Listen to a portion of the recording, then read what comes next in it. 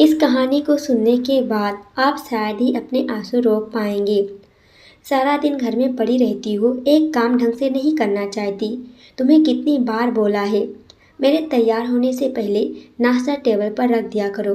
तुम्हें ये एक ही बात रोज बतानी पड़ती है। शादी के 27 साल हो गए, पर तुम्हारी बेवकूफ़ी कम नहीं हुई। तुम्हें तो घर पे बैठना रहता है, मुझे तो काम पर जाना है। अगर ये सब तुम जानबूझकर करती हो तो याद रखना, मुझसे बुरा कोई नहीं होगा। आज भी रणवीर का गुस्सा 7वें आसमान पर चढ़ा हुआ था। इन कटु शब्दों में अपना गुस्सा उतारते हुए, गीला तौलिया कुर्सी पर फेंकते हुए रणवीर गुस्से में विमला की तरफ देखने लगा। विमला के लिए रणवीर का ये बेवजह का गुस्सा करना ये कोई नई बात नहीं थी। वो महीने में 3-4 बार विमला पर बेवजह बरस पड़ता था। अगर विमला अपनी ज़रूरत के लिए रणवीर से कुछ पैसे मांगती तो वो भी इतना एहसान जता कर देता, जैसे मानो उस पैसों पर विमला का कोई हक नहीं हो। धीरे धीरे विमला ने अपनी सारी ज़रूरतें और ख्वाहिशें उस घर के 4 दीवारों में दफन कर दी थी। सिर्फ नौकरों की तरह काम करना और बेवजह रणवीर के गुस्से को खून का घूंट पीकर रह जाना विमला की आदत बन गई थी। पहले शादी के 4-5 साल विमला ने इसका विरोध किया, पर कुछ सुधार नहीं हुआ तो अपनी किस्मत समझकर समझौता कर लिया। अपनी छोटी मोटी ज़रूरतें जो रणवीर के दिए हुए पैसों से पूरा कर लेती थी। जब रणवीर में कोई बदलाव नहीं हुआ तो विमला ने खुद को ही बदल दिया।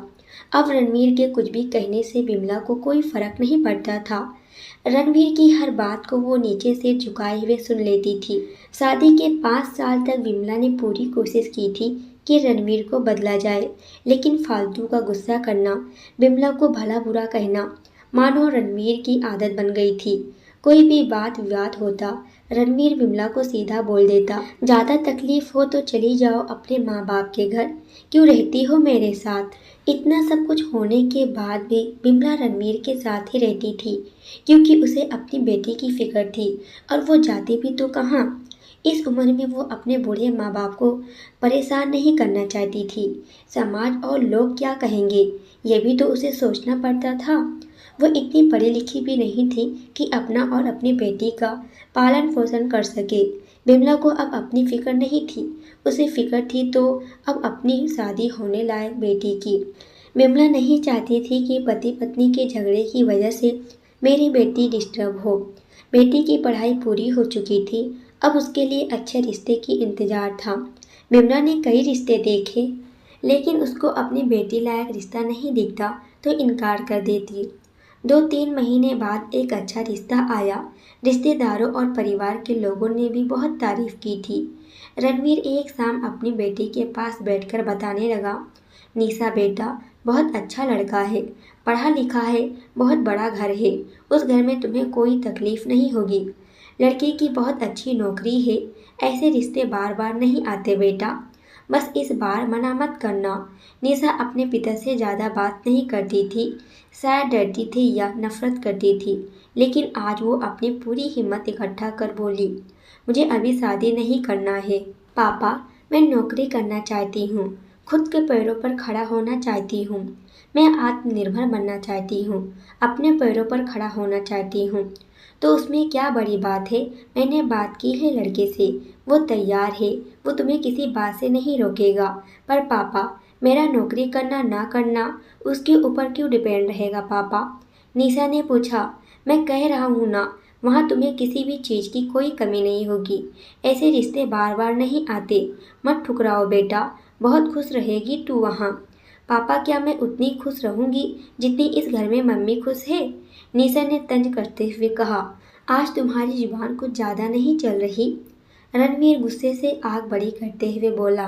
पर पापा, मुझे शादी ही नहीं करनी है। शादी के बाद अगर वो लड़का आपके जैसा निकला तो मैं क्या करूँगी? मुझे आपके जैसा लड़का नहीं चाहिए, जो बिना बात के मुझ पर चिल्लाए। मुझे कुछ भी अपने पसंद का लेना हो तो 10 बार सोचना पड़े, कहीं वो नाराज़ ना हो जाए। मेरी तबीयत कैसी भी हो, उसे फ़र्क ना पड़े।